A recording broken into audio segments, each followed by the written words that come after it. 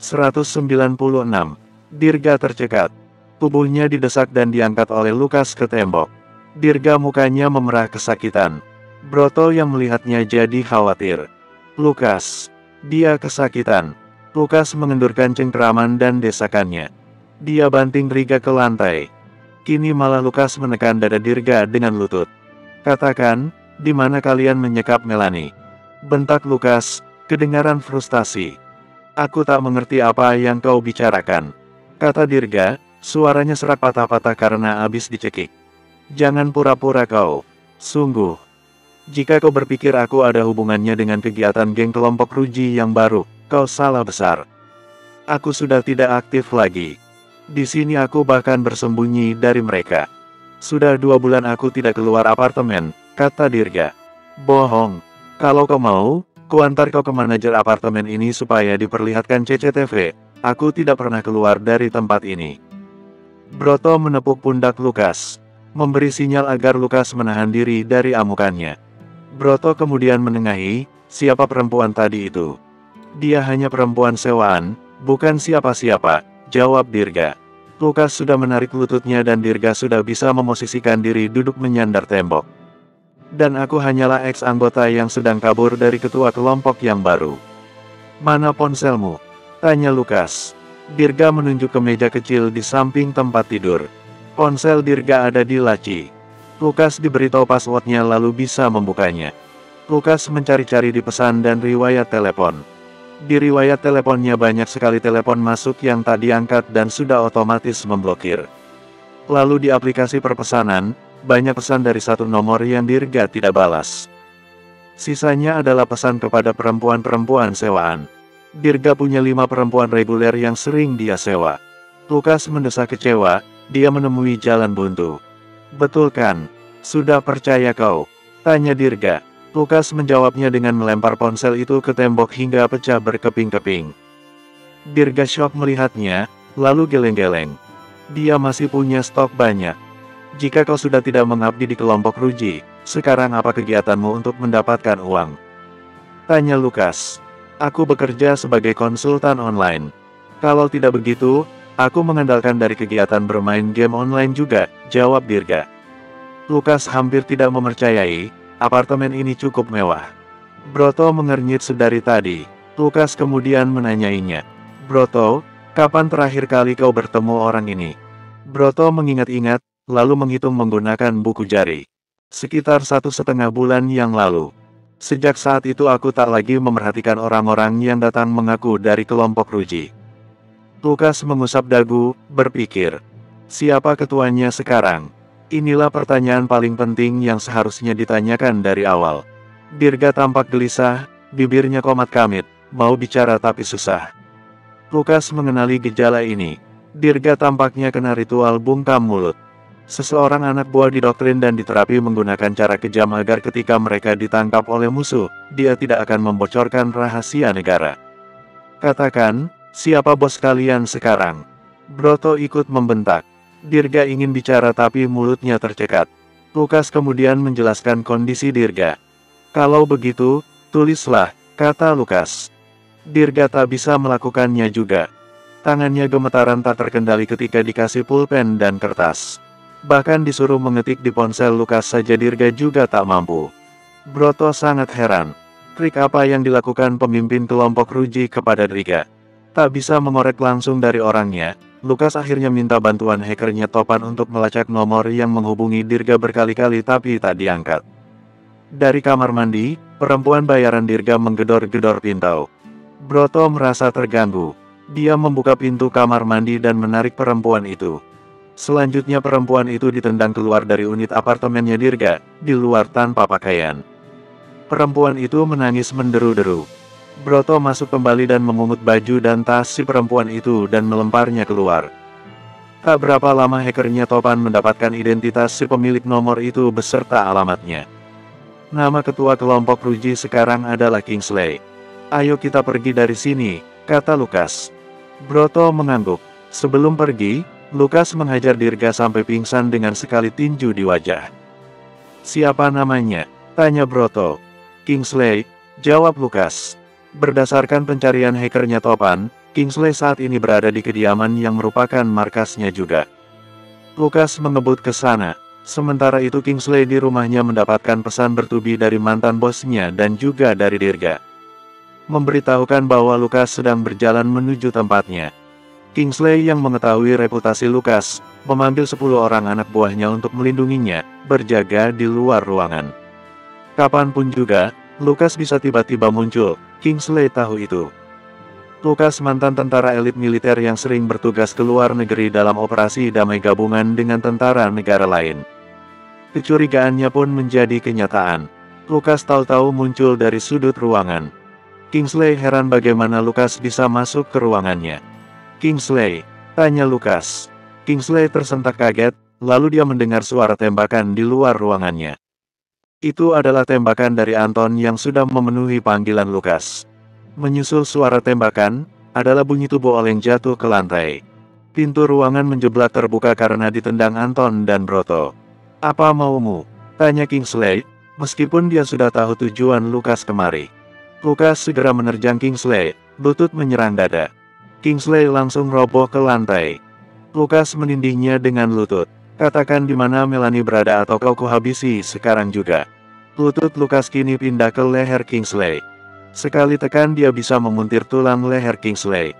Kingsley yang lebih mementingkan nyawanya, angkat tangan. Lukas mengendurkan tindihannya. "Benar kau ketua kelompok Ruji yang baru?" tanya Lukas lagi sebelum mendapatkan jawaban atas pertanyaan pertama. Kingsley mengangguk dan menggeleng secara tidak teratur. Lukas dan Broto heran apa maksudnya itu. "Bicara yang jelas," bentak Broto. Broto sampai tersentak dan bergetar kena bentakan Broto. Lukas tahu maksudnya, ini semua jebakan. Kingsley bukanlah ketua kelompok Ruji yang sebenarnya. Kau bukan ketua yang sebenarnya. Masih ada ketua yang lain. Ah persetan. Kalian semua akan kuhabisi satu persatu, ancam Lukas. Lukas mencengkeram kepala Kingsley dan jempolnya menekan mata Kingsley. "Katakan di mana Melanie atau kupecahkan bola matamu." Broto dan Anton memegangi tubuh Kingsley. Kingsley gemetar ketakutan. "Aku tidak tahu di mana tepatnya. Tapi aku tahu siapa yang membawanya ke sana." Lukas menyerahkan ponselnya ke Kingsley. Sebelumnya dia sudah minta hackernya Topan untuk melacak asal panggilan. Kingsley menekan tombol lalu menelepon nomor itu. Tersambung. Dalam beberapa detik saja hacker Topan sudah mendapatkan alamatnya. Dengan sekali tinju, Lukas membuat Kingsley tak berdaya. Tinjunya telak ke leher dan perut. Lukas, Anton dan Broto menuju alamat itu. Lokasinya di luar Depok.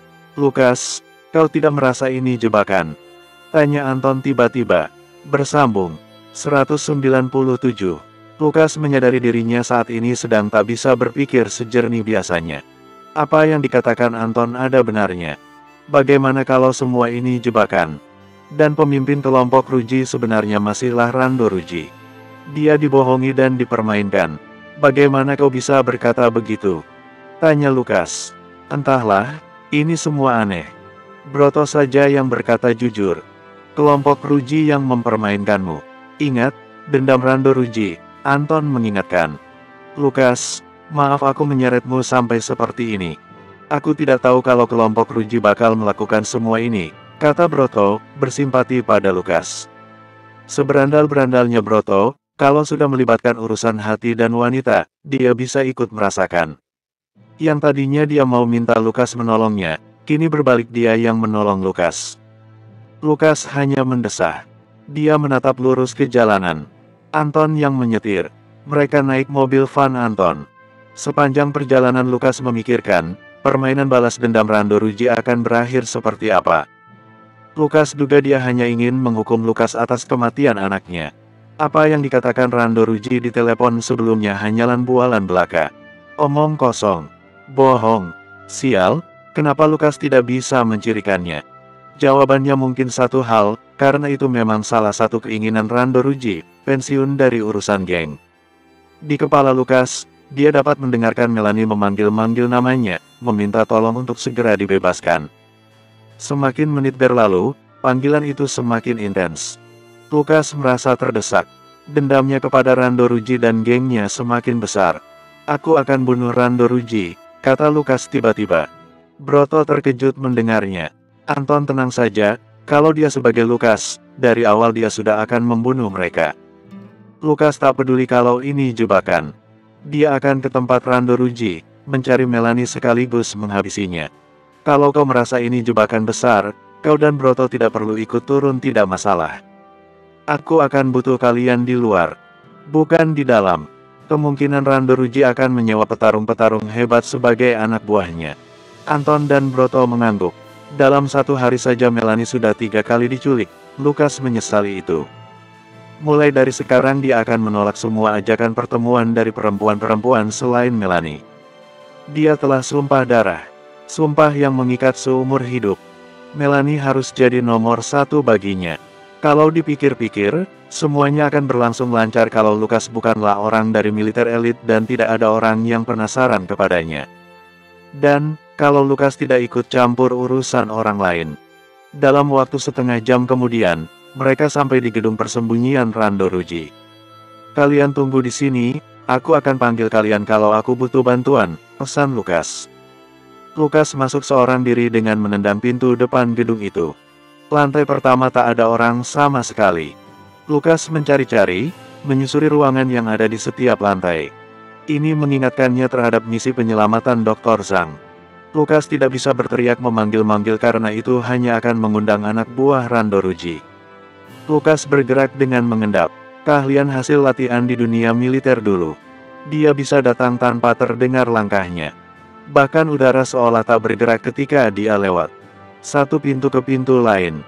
Satu ruangan ke ruangan lain. Sampai pada lantai keempat, lantai terakhir. Dia tak menemukan tanda-tanda keberadaan Melanie. Tiba-tiba sesuatu menghantam kepala Lukas dari belakang.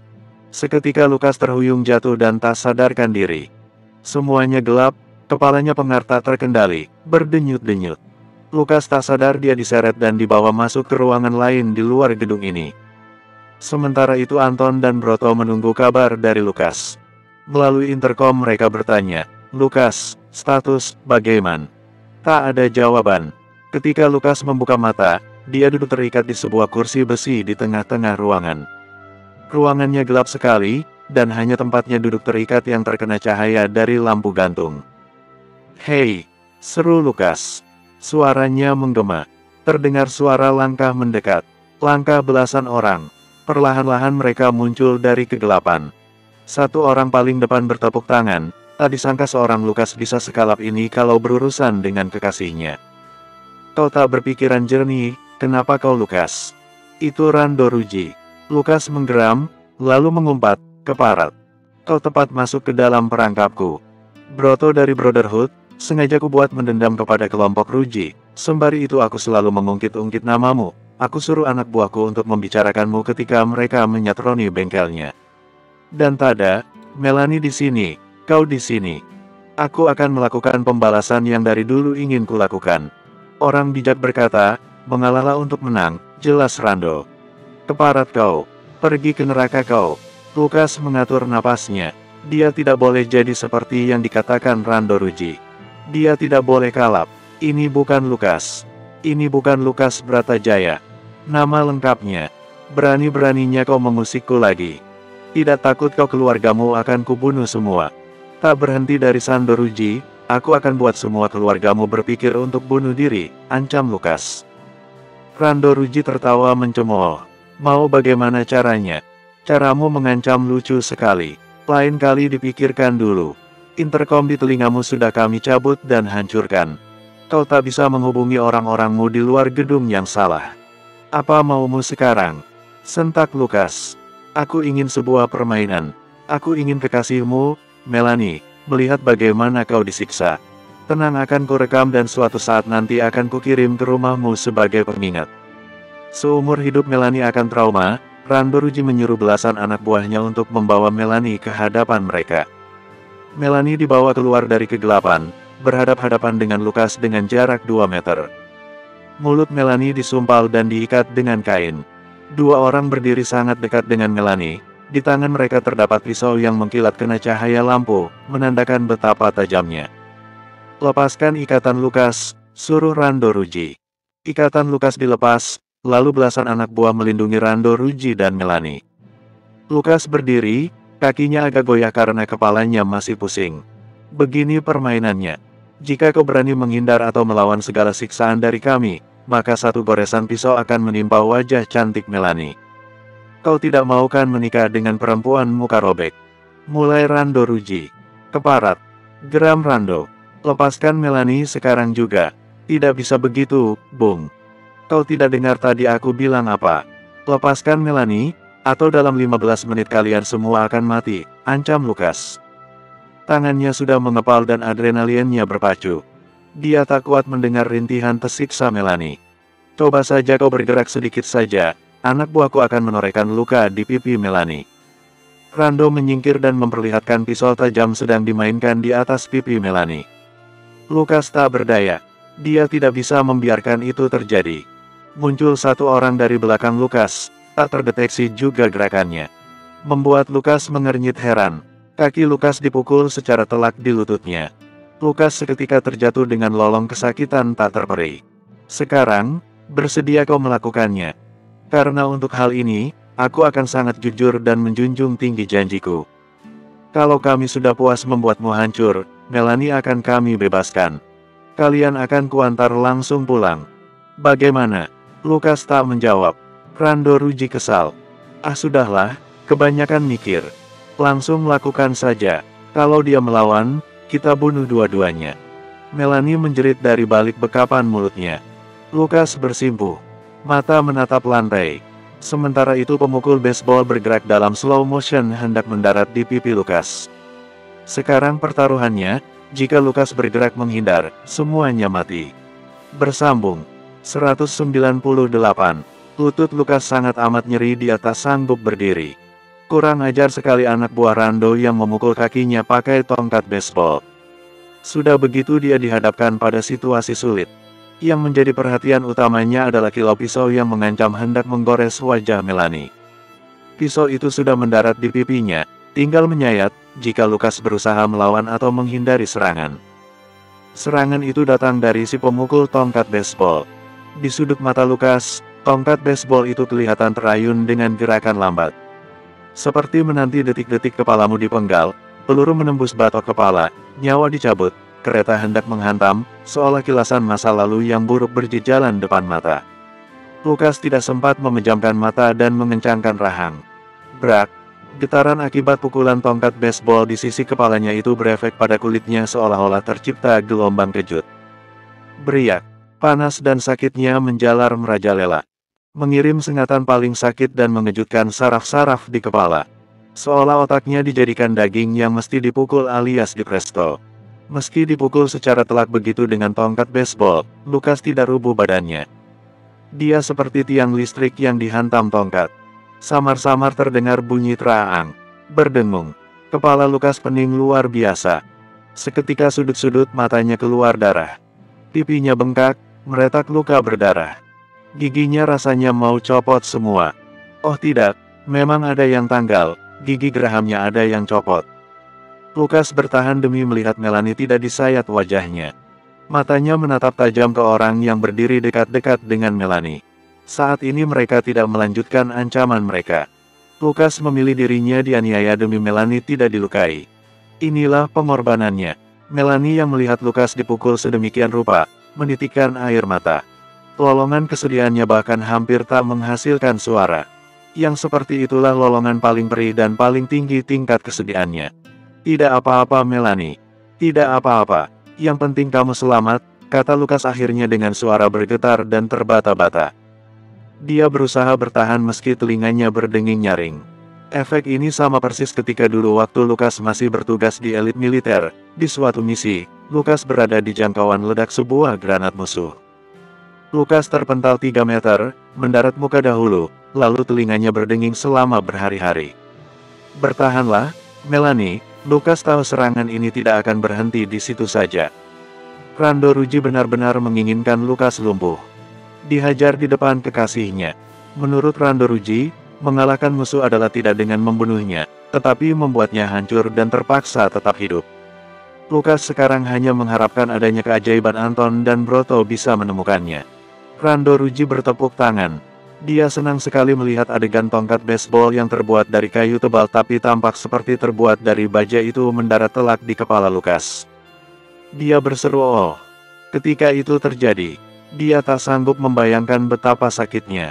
Meski begitu dia heran, kenapa Lukas tidak tumbang. Tangguh betul orang ini, dalam hati Randoruji. Pilihan bijak, kawan, kata Randoruji. Kekasihmu tentu akan berpikir kau laki-laki yang sangat mencintainya. Kau rela dirimu dihancurkan demi dia tidak dilukai. Dengarlah, aku pegang kata-kataku kan. Lukas yang mulutnya mengeluarkan darah, mendongak dan menatap tajam penuh kebencian ke Randoruji. Sembari itu dia sebenarnya melakukan perhitungan cepat dengan melihat situasi. 2 orang di dekat Melanie. 5 orang di belakang Randoruji. 3 orang di kiri dan kanan Randoruji. 2 orang lagi di belakang Lukas, keduanya membawa tongkat baseball. Lukas sedang ogah membalas perkataan Randoruji. Tidak ada gunanya. Denging dan pening di kepalanya berangsur-angsur hilang sebab Lukas telah terlatih untuk ini. Dulu di masa dia bertugas di tim elit militer, siksaan seperti ini adalah santapan sehari-hari baginya dan rekan-rekannya. Setiap sore menjelang malam, mereka akan mengadakan pertarungan 1 lawan 1 yang tujuannya adalah membuat salah satu pingsan dengan luka sekujur tubuh. Serangannya tidak boleh tanggung-tanggung, dan tim medis sudah siap dengan peralatan canggih mereka. Sehingga siapapun yang tumbang karena luka parah bisa langsung pulih dalam waktu singkat. Randoruji bersenandung. Lirik-liriknya diganti dengan gabungan kata Lukas dan pecundang. Telinga Lukas lebih sakit mendengarkan Rando bernyanyi daripada denging akibat pukulan. Tangan Randoruji melambai, menandakan agar anak buahnya meneruskan pukulan ke Lukas. 2 orang yang membawa tongkat baseball berdiri di kiri kanan Lukas mengambil ancang-ancang dan mengayunkan tongkatnya ke tubuh Lukas. Mereka tak mengarah lagi ke kepala, kata Randoruji nanti tidak seru kalau Lukas cepat sekali tumbangnya. Lagi pula itu lebih beresiko Lukas akan mati cepat. Rando tidak ingin Lukas mati cepat. Beda dengan Rando, Lukas menginginkan Rando mati lebih cepat. Dia berharap adanya keajaiban, lampu di atas yang menggantung di langit-langit, lepas dan kabelnya menyetrum Rando. Atau Rando terserang gagal jantung tiba-tiba. Atau secara tak sengaja, anak buahnya yang membawa pistol, yaitu mereka yang berdiri di kiri kanan Rando, menembakkan peluru ke arah Rando. Lukas menerima pukulan di punggung dan dadanya. Wilayah ini dianggap sudah mati rasa. Saking kuatnya tubuhnya, dia tak merasakan hantaman tongkat baseball itu sama sekali. Kulit Lukas seperti sudah setebal kulit badak. Meski begitu, Melanie yang tak tahu tentang itu, menjerit teredam bekapan kain di mulut. Hatinya sakit melihat Lukas disiksa seperti itu. Yang Lukas tidak bisa tolerir adalah ketika 2 orang pemukul ini menyasar persendian tangan dan kakinya. Ketika diserang bagian itu, Lukas hampir tak punya persiapan. Kaki kirinya sudah sukar untuk diajak berdiri. Kini mereka mengincar yang kanan. Lukas hanya bisa berupaya agar bukan lututnya yang kena, tapi tulang paha dan tulang kering serta betis. Bagaimanapun juga, bekas pukulan itu akan menimbulkan memar dan pendarahan di dalam. Ketika semua ini selesai, aku akan mencarimu, dan menghabisimu, kata Lukas. Rando terkejut, dia tepuk tangan, lalu minta anak buahnya menyalakan sebatang cerutu buatnya. Asap dari cerutu itu dia semburkan ke muka Lukas. Rando bangkit dari duduk dan mendekati Lukas, berjongkok agar kepala mereka setara. Siksaanmu tidak akan selesai. Aku akan buat kau selalu sehat dan tak kekurangan gizi, supaya kami bisa menyiksamu sepuas hati setiap hari, kata Randoruji. Lukas tahu itu hanya gertakan. Tak mungkin bagi seorang Randoruji mau merawat seorang tawanan sampai tetap sehat seperti sedia kala seolah tak terjadi apa-apa. Bahkan kalau tawanan itu cantik seperti Melanie. Melanie yang diikat di kursi sekuat tenaga ingin memberontak. Dia kobarkan perlawanannya hingga kursinya bergoyang-goyang dan menyentak lantai. Oh, sepertinya kekasihmu pengen bicara, kata Rando ketika melihat tatapan mata Melanie. Randoruji menyuruh anak buahnya untuk melepas bekapan mulut Melanie. Melanie terengah lega merengguk udara. Tolong hentikan, jangan siksa Lukas lagi. Aku akan memberikan apapun kepadamu agar kau menghentikannya. Kini Melanie yang mau berkorban untuk Lukas. Tidak, Melanie, jangan. Jangan tawarkan apapun kepada orang ini, kata Lukas. Dia mulai bangkit, tak memedulikan lutut kirinya yang nyeri bukan main. Lukas berdiri. Melihat Lukas berdiri, dua orang pemukul baseball mengayunkan lagi tongkatnya ke kaki Lukas. Tapi Lukas bergeming, kuat kokoh tak terjatuhkan. Diam Nona. Aku sangat tidak tertarik denganmu dan apa yang kau mau tawarkan. Itu semua tidak ada artinya bagiku. Aku akan lebih puas melihat seperti ini. Rando Ruji menyuruh anak buahnya menghajar Lukas. Kali ini tidak cukup dua orang pemukul baseball saja. 6 orang kiri kanan Rando Ruji ikut nimbrung menghajar Lukas dengan tangan kosong. 2 atau 3 orang memakai nakle besi di tangan. Sementara itu, tanpa diketahui oleh Rando Ruji dan komplotannya, ada sosok berpakaian jaket hitam dan bertudung, menyelinap masuk dari pintu belakang. Gerakannya begitu cepat dan menghindari pantauan CCTV. Orang itu masuk ke gedung yang benar. Selagi Anton dan Broto turun dari mobil dan mulai mencari Lukas di gedung mereka parkir. Mereka mengumpat karena tidak menemukan Lukas di sana. Telepon Anton berbunyi, dia terkejut melihat nama terpampang di ponselnya. Halo. Aku tahu Lukas di mana, kata si penelepon, suaranya perempuan. Bersambung. 199. Lukas menyesali karena dia tidak memakai peralatan pelindung tubuh dari topan. Dia kalap karena sangat mengkhawatirkan Melanie sehingga tak mempersiapkan banyak hal dalam waktu singkat. Kakinya dipukul pakai tongkat baseball berkali-kali. Lalu dia diserbu oleh lebih banyak lagi anak buah Rando Ruji. Lukas tadinya berdiri, tapi karena dikeroyok dia terjatuh. Posisinya meringkuk, tangannya melindungi kepalanya. Dia biarkan punggungnya jadi sasaran 1000 tinju. Lukas tidak merintih sedikit pun. Dia malah memanfaatkan ini untuk menyimpan energi. Memupuknya hingga batas level tertentu. Entah mengapa firasatnya berubah bagus saat ini. Seolah harapan itu sudah di depan mata. Akan ada yang menyelamatkannya dari sini. Acara pengeroyokan itu berlangsung sampai 10 menit. Melanie menjerit-jerit minta Rando untuk menghentikan. Tapi Rando tidak menggubris. Pukulan dan tendangan mendarat bertubi-tubi di tubuh Lukas. Rando menjentikkan jari lalu orang-orangnya menyingkir dari Lukas. Lalu satu orang yang paling besar badannya, mendorong dan mendesak Lukas ke tembok. Mengangkatnya cukup tinggi. Di tembok itu terdapat semacam pengait. Kerah baju Lukas dikaitkan di sana. Sehingga Lukas melayang di dinding itu. Rando minta beberapa pisau. Hentikan, tolong, hentikan. Lolong Melanie. Tidak, ngapain berhenti kalau lagi seru-serunya, balas Rando. Gila, kau orang gila tak punya perasaan. Kutuk Melanie. Kukutuk kau jadi batu. Melanie berharap ada sambaran petir sebagai tanda kekuasaan Tuhan yang mengabulkan permintaan. Tapi tentu saja itu hanya terjadi di dunia dongeng. Rando Ruji tertawa mencemooh. Sekarang dia fokus ke Lukas yang tergantung di tembok. Rando ancang-ancang, bermain-main dulu dengan pisau. Lukas menatapnya, dia tidak peduli. Luka tancapan pisau tidak ada apa-apanya ketimbang melihat Melanie dilukai. Firasat Lukas berkembang pesat ketika tubuhnya disakiti. Dia seperti bisa merasakan pergerakan seseorang atau sekumpulan orang di sekitarnya tanpa perlu dia melihat. Juga dia bisa menebak apa yang akan terjadi dalam beberapa menit kemudian. Dia tebak Rando akan meleset di lemparan pertama dan kedua. Lalu akan berhasil di lemparan ketiga. Itu kalau firasat akan datangnya penyelamat tak kunjung tiba. Rando melempar pisau pertama. Berbarengan dengan itu Melanie berteriak ketakutan. Za, pisau menancap di tembok. Meleset, tepat sesuai prediksi Lukas. Lukas menyeringia. Dia geleng-geleng karena kegagalan Rando. Kemudian Rando melempar pisau kedua. Kali ini dia mengambil ancang-ancang lebih baik lagi. Dia yakin lemparannya akan mengenai tubuh Lukas. Za, pisau menancap di tembok, kali ini jaraknya sangat tipis dengan tubuh Lukas bagian sisi perut kanan. Bisa lempar tidak sih? Lukas memancing. Orang tinggi besar yang mengangkatnya melayangkan pukulan sekali telak di wajah Lukas. Lukas sempat hening pingsan tapi hanya beberapa menit saja. Dia terbangunkan ketika lemparan pisau ketiga dari Rando batal terjadi. Firasatnya berkata benar, ada orang yang datang menyelamatkannya. Rando kaget karena dia mendengar gedoran dari pintu.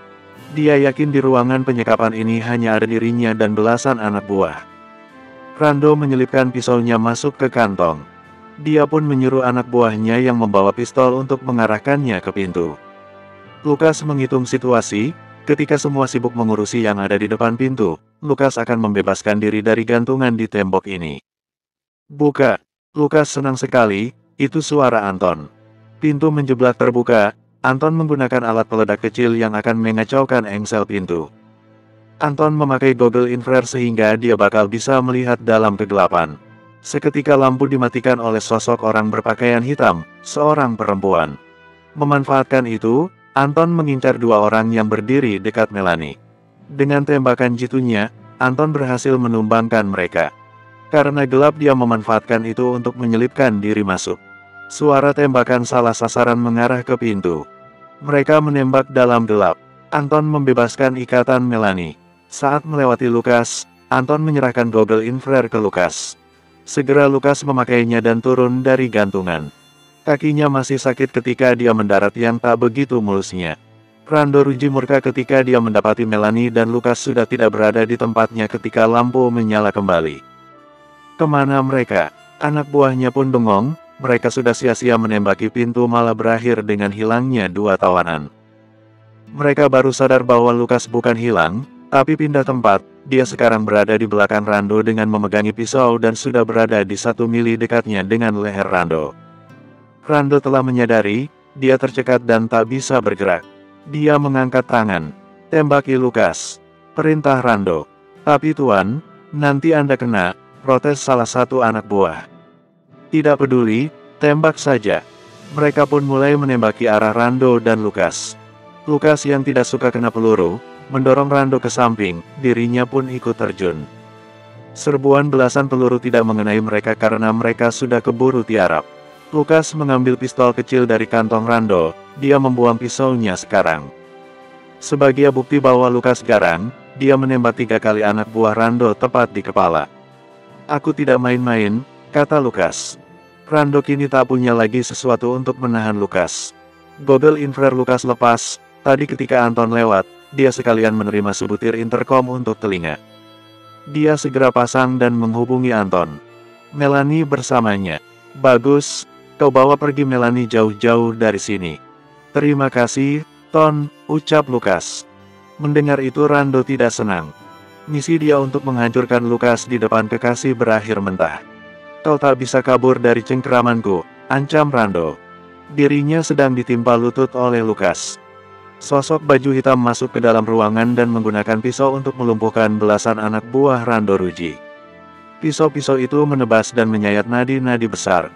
Hingga mereka tumbang begitu cepat ketika darah mengucur deras dari lengan anak buah. Orang itu sengaja menunjukkan proses tumbangnya anak buah di depan mata bosnya. Kau mesti berpikir kembali, kata Lukas. Lalu dia menatap sosok baju hitam bertudung hitam juga. Siapa kau? Malaikat penolongmu, jawab sosok itu. Lukas mengernyit. Perlahan sosok yang menyebut diri malaikat penyelamat ini membuka tudung hitamnya, tapi dia masih menggunakan masker. Rambutnya panjang. Seorang perempuan. Ketika maskernya dilepas barulah Lukas familiar dengan orang ini. Juni. Hai, Lukas. Aku datang untuk menyelamatkanmu, kata Juni. Dia sedang mengelap pisaunya ke baju para anak buah. Lukas ingin bisa bicara dengan tenang tanpa harus menahan Rando yang memberontak. Lutut kiri Lukas sakit. Dia menggunakan sikut untuk membuat Rando pingsan. Juni, bagaimana kau bisa tahu aku ada di sini? Tanya Lukas heran. Juni menyeringai, dia mendekati Lukas dan memeluknya. Juni membuka resleting jaket hitamnya dan menampakkan pakaian dalam berpelindung besi yang dipakai Juni. Juga tambahan korset yang anti peluru. Lukas geleng-geleng kepala. Bagaimana aku bisa tahu? Itu tidak penting. Sekarang, mari kita bunuh orang ini, kata Juni. Tanpa persetujuan Lukas, Juni sudah menancapkan 2 kali pisaunya ke paha Rando. Rando yang masih pingsan, mengerang kesakitan. Lukas meninjunya lagi sampai pingsan. Tidak, Juni. Jangan, Lukas menghentikan. Loh, kenapa? Bersambung. 200. Tidak, jangan kau yang membunuhnya. Serahkan padaku, jawab Lukas. Mendengar itu Juni tersenyum nakal. Kau bengis juga ya? Bukan bengis, tapi perlu. Aku akan melakukan pembalasan yang lebih berat dari yang dia lakukan padaku. Juni melipat pisaunya dan mengantonginya. Dia berkaca pinggang, Kalau begitu pastikan rencanamu benar-benar sadis. Orang seperti ini tidak bisa kita biarkan hidup lama-lama. Dia hanya akan jadi benalu kemasyarakatan. Rando mulai membuka matanya, mengerang merasakan sakit. Kali ini Juni yang memukulnya hingga membuatnya pingsan lagi. Juni tertawa. Sudah 3 kali orang ini dibuat pingsan. Jadi, apa sekarang? Tanya Juni. Aku mesti memulihkan tubuhku dulu. Lukas menekan interkomnya menghubungi Broto. Aku temani ya, tawar Juni. Lukas menggeleng. Tidak perlu. Ini adalah pertempuranku. Kamu datang sebagai malaikat penolong itu lebih dari cukup. Menarik sekali, tadi aku sempat putus harapan. Lalu aku berdoa, siapapun tolong datang dan bantu aku. Dan disinilah aku, datang sebagai jawaban atas doamu, kata Juni sambil tertawa. Lukas khawatir ini akan jadi utang budinya terhadap Juni. Maka dia tegaskan saja dari sekarang. Juni, ini tidak ada kaitannya dengan kamu menginginkanku jadi pasanganmu kan? Jawab Juni, kamu tahu dari mana aku di sini? Juni tersenyum saja. Dia hanya menjawab pertanyaan pertama. Tidak, tentu saja tidak. Kamu jangan khawatir, aku tidak akan mengungkit hal itu. Aku sudah move on darimu, Lukas. Tapi goda-goda sedikit bolehlah ya. Lukas tersenyum, mendesah panjang. Ya, baiklah. Lukas menyimpan pertanyaan kedua untuk nanti. Dia ada semacam kecurigaan terhadap Juni tentang bagaimana dia bisa tahu Lukas disekap di sini, sementara Anton dan Broto mencari setengah mati. Tak berapa lama Broto datang, dia dan Juni membantu Lukas berdiri. Kaki kirinya semakin parah karena tempurung lutut yang bergeser. Perjalanan ke bawah setengah mati upayanya karena lift gedung ini tidak berfungsi. Mereka menuruni tangga 4 lantai. Lukas meringis menahan sakit lututnya. Sebelum keluar dari ruangan itu, Juni bicara di depan muka Rando Ruji. Dalam waktu 3 hari, malaikat kematian akan menjemputmu. Camkan itu. Kau tak akan bisa bersembunyi darinya. Broto menyetir mobil membawa Lukas dan Juni ke rumahnya. Kalau lututku sudah sembuh, aku akan tuntaskan perjanjian kita, kata Lukas kepada Broto. Tenang saja, kawan, kau jangan terburu-buru, kata Broto. Anggapannya terhadap Lukas kini berbeda. Sesampainya di rumah Broto dan masuk ke ruang rahasia bawah tanah, Lukas mengungkapkan kepicikan Rando Ruji yang telah menyeret Broto dalam permainan ini. Keparat, malah aku yang dipermainkan. Broto melengking dan menjotos tembok. Ya, maka dari itu, aku sekarang tak bisa santai lagi mengenai Rando Ruji. Dia belut, sebenarnya belut. Licin, tak bisa dipegang ucapannya. Ketika kalah, dia pura-pura menyatakan diri kalah, tapi sebenarnya dia menyusun rencana yang jauh lebih licik, jelas Lukas. Juni mengangguk-angguk memahami situasinya. Aku baru tahu Rando Ruji keparat ini. Sebelumnya Brotherhood tidak pernah bersinggungan dengan geng-geng besar macam mereka yang berasal dari Jakarta, kata Broto. Jadi seperti itu cara main mereka, picik sekali. Lukas mengakui bahwa sebelumnya ketika mereka masih menguasai Jakarta, kelompok Ruji beroperasinya tidak seperti itu. Tapi semenjak Lukas terlibat dalam keputusan Sando Ruji untuk bunuh diri, Rando Ruji langsung berubah. Broto angguk-angguk, memaklumi, dalam kata lain, kau sebenarnya bisa dianggap biang kerok juga. Tapi di sisi lain, kau juga bisa disebut sebagai pahlawan. Kau banyak menumbangkan penjahat-penjahat, puji Broto. Lukas, biar aku rawat lututmu ya, aku tahu teknik medis dalam menangani hal ini, tawar Juni. Lukas mengangguk. Juni kemudian minta Broto menyediakan perlengkapan medis yang ada. Lukas berbaring di meja panjang. Dia membiarkan Juni mengoperasi lututnya. Tidak sampai dibedah, hanya diusap-usap untuk mengetahui bagian mana yang posisinya tidak tepat. Tempurungmu mengalami dislokasi. Tahan ya, ini harus dibetulkan dulu posisinya baru kita tangani memar-memarnya. Lukas mengangguk, dia diberikan barang untuk digigit. Karena ini akan sakit sekali. Juni menyuruh Lukas untuk menghitung dari 1 sampai 3, tapi baru hitungan 1 Juni sudah memindahkan tempurung Lukas. Lukas menjerit memekakkan telinga. Sialan kamu Juni. Juni tertawa. Broto geleng-geleng. Dia sendiri tak sanggup membayangkan mengalami dislokasi tempurung lutut. Lukas terengah-engah merasakan sakit.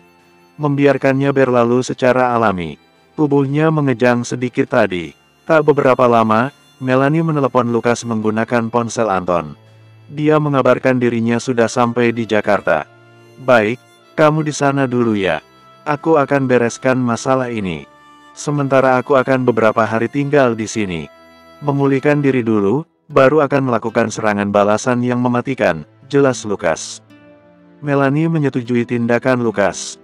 Buat dia membayar apa yang telah dilakukannya pada kita, Lukas. Pasti, tutup Lukas. Lukas kemudian beristirahat, menenangkan otot-ototnya. Memar-memarnya dirawat oleh Juni. Broto meminjaminya baju dan celana longgar agar luka-luka di tubuh Lukas cepat sembuh. Lukas, kenapa kamu tidak praktis sih? Tadi tinggal bunuh saja Randoruji biar urusannya cepat kelar, protes Juni. Lukas tidak mau menjawab itu, dia memilih memejamkan mata dan tidur. Dalam mimpinya dia menyiksa Randoruji dengan cara-cara paling tak manusiawi. Tapi ketika dia terjaga, Lukas tidak ingin menjadi seperti Randoruji. Dia mesti pakai cara lain. Kalau dia melakukan hal yang sama, apa bedanya dia dengan Randoruji? Selama 3 hari Lukas memulihkan diri di rumah Broto. Juni ikut tinggal di sana, menemani. Sementara itu di kediaman Randoruji. Orang itu merekrut anggota baru dan meminta mereka untuk menjaganya 24 jam dan jangan sampai lepas pengawasan. Randoruji gagal menuntaskan misinya menyiksa Lukas. Di akhir, malah dia yang disiksa. Pukulan berkali-kali yang menyebabkan dirinya pingsan, berakibat pada setiap pagi dia kena migrain.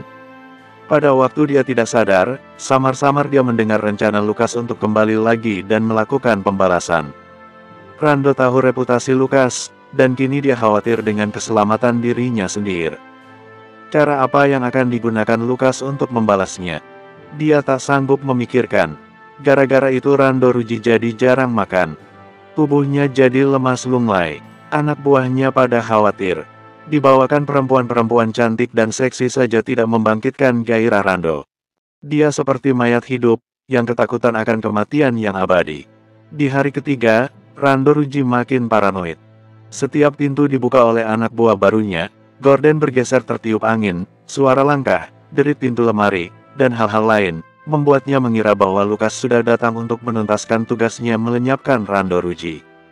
Aku tidak takut mati, aku tidak takut mati, gumam Randoruji.